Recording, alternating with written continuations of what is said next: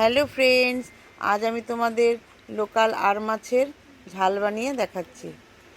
এখানে 3টা আর মাছ নেওয়া হয়েছে। এই আর মাছগুলোকে ভালোভাবে কেটে ধুয়ে নেওয়া হয়েছে। আমি এখন সব মাছগুলো রান্না করব না, কারণ খাবার লোক সংখ্যা কম, 2জন। আর এখানে টমেটো নেওয়া হয়েছে, কাঁচা লঙ্কা, পাকা লঙ্কা, ধনেপাতা, পেঁয়াজ, তারপরে রসুন, আর হচ্ছে এক টুকরো আদা। এগুলোকে আমি ভালো করে পাটায় বেটে নেব।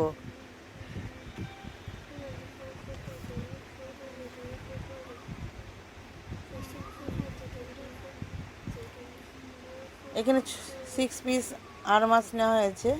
এর মধ্যে আমি লবণ,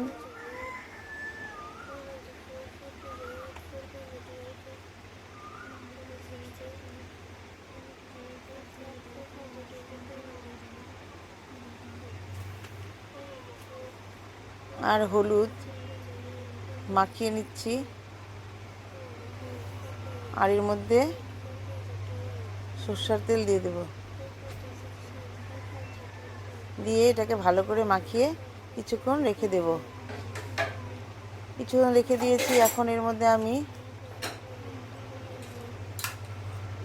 পেঁয়াজ বাটা,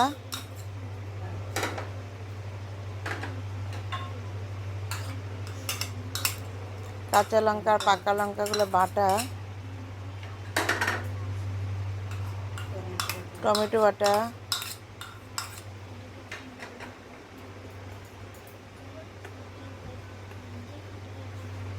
আদা,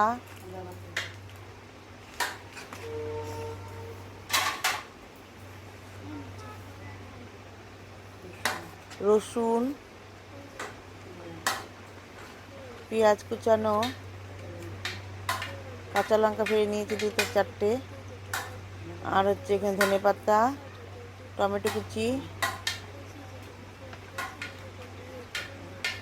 আর হচ্ছে এখানে তেজপাতা, এলাচ আর দারচিনি, আর এখানে ধনে গুঁড়ো, জিরের গুঁড়ো,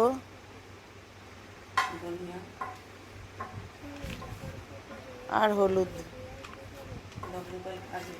মাছের মধ্যে আগে লবণ মাখানো ছিল, পরে লাগলে পরে দেবো একটু। এখন এগুলোকে ভালো করে মাখিয়ে নিচ্ছি।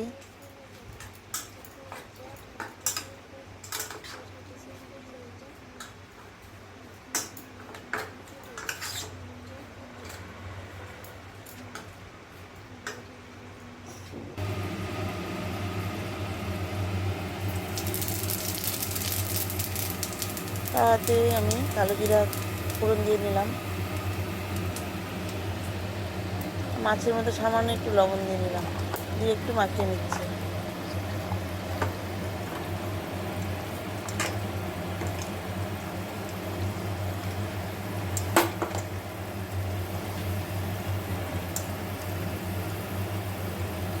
মাখানো হয়ে গেছে। এখন তাতে আমি সব মাছের মশলাগুলো দিয়ে দিলাম।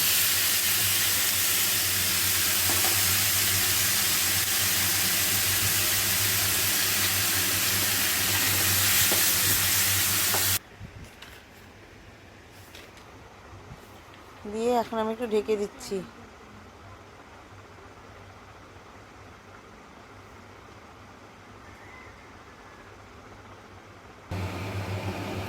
ঢাকনাটা উঠিয়ে দেখলাম তরকারিটা বেশ ফুটছে।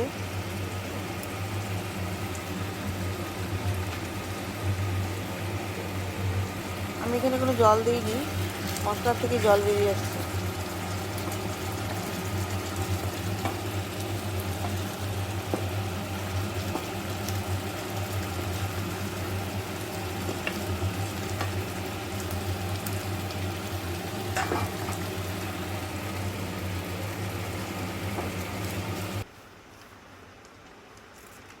এখন এর মধ্যে অল্প সামান্য সস দিয়ে দিচ্ছি,